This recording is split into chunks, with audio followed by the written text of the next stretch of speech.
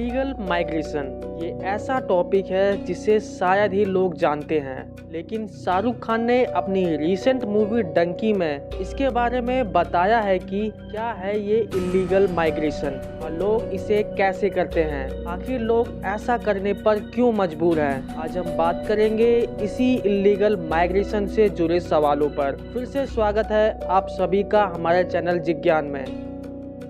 Donkey flight word का use undocumented Punjabi migrates के लिए किया जाता है जो यूके, यूएसए और कनाडा इलीगली जाना चाहते हैं। ये वर्ड तब पॉपुलर हुआ जब माइग्रेशन पॉलिसी इंस्टीट्यूट ने अपने आर्टिकल में मेंशन किया कि डोंकी फ्लाइट एक तरह का Punjabi idiom hop from place to place है, यानी तेजी से एक जगह से दूसरी जगह मूव करना, जिसे पंजाबी में डंकी कहा जाता है। इस डंकी फ्लाइट का यूज तब किया जाता है जब उनकी पसंदीदा कंट्री उन्हें वीजा देने से इनकार कर देती है और कोई और रास्ता ना होने की वजह से उन्हें ये डोंकी फ्लाइट लेनी पड़ती है। अगर लोगों को यूनाइटेड स्टेट ऑफ अमेरिका के लिए डोंकी फ्लाइट लेनी है तो सबसे पहले उन्हें किसी लैटिन अमेरिका कंट्री का वीजा लेना होता है और वहां से मैक्सिको बॉर्डर को क्रॉस करके यूएसए में घुसना होता है। लेकिन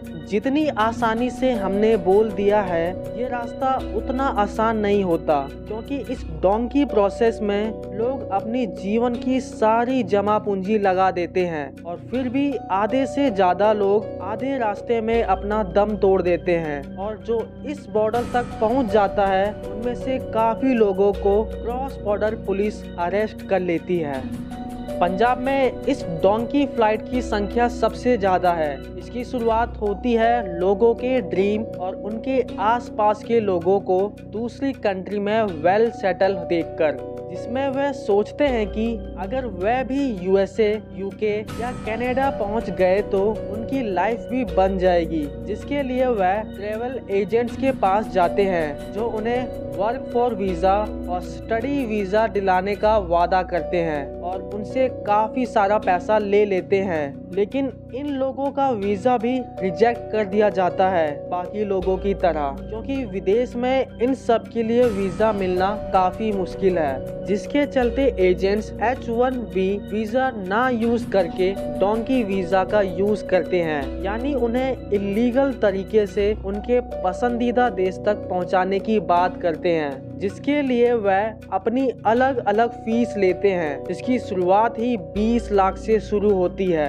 इन एजेंट्स को डोंकर्स कहा जाता है जो इस काम को करवाते हैं। अगर हम अमेरिका की ही बात करें तो ट्रैवल एजेंट्स इन लोगों को सबसे पहले लैटिन अमेरिका के ऐसे देश भेजते हैं जहां पर वीजा फ्री हो या फिर जहां पर वीजा इजीली मिल जाए। इस काम के लिए एक्वाडोर सबसे कॉमन कंट्री है। यहाँ पर 180 कंट्री के लोग बिना वीजा के एंट्री कर सकते हैं। यहाँ पहुँचने के बाद ये लोग बस या किसी लोकल ट्रांसपोर्ट की मदद से कोलंबिया पहुँचते हैं और इसके बाद शुरू होती है सबसे मुश्किल जर्नी, जो 4000 किलोमीटर का है, जिसमें उन्हें दुनिया के सबसे खतरनाक एरिया से जाना होता है। ये डैरियन गैप से पनामा के रास्ते कोलंबिया और मेक्सिको के बीच पड़ने वाला जंगल है जो नॉर्थ अमेरिका और साउथ अमेरिका को जोड़ता है। इस गैप में किसी भी कंट्री का कोई भी लॉ नहीं माना जाता,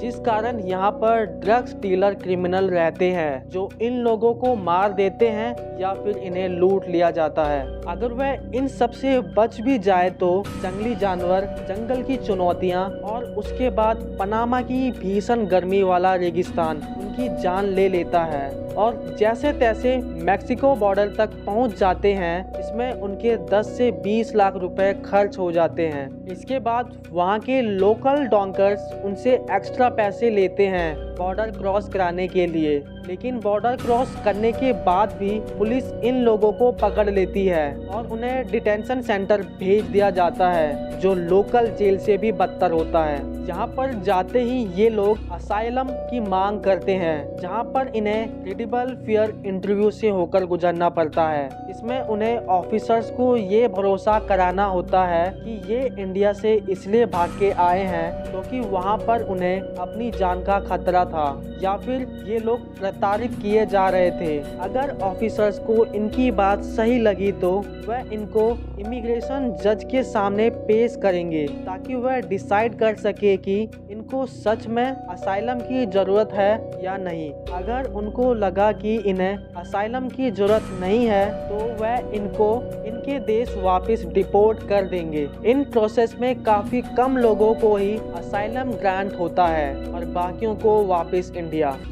लोग इस आस से डोंकी फ्लाइट लेते हैं कि उनकी ज़िंदगी बदल जाएगी। अगर वह यूके, यूएसए या कनाडा पहुंच गए तो वे एक अच्छी एजुकेशन ले सकेंगे और काफ़ी सारे जॉब्स की अपॉर्चुनिटी भी मिल जाएगी।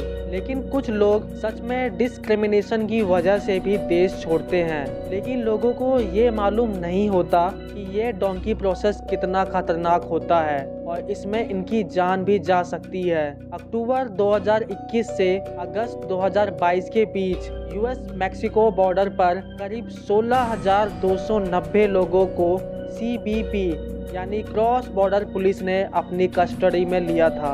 वहीं 2018 में ये नंबर सिर्फ 9,000 था, लेकिन इससे भी चौंकाने वाला नंबर तो अक्टूबर 2022 से सितंबर 2023 का है। US custom and border protection के लेटेस्ट डाटा के हिसाब से 97,000 इंडियंस को इल्लीगल एंट्री की वजह से अरेस्ट किया है। आशा करता हूँ आपको ये वीडियो भी बेहद पसंद आई होगी। ऐसी और वीडियोस के लिए हमें सब्सक्राइब करना ना भूलें।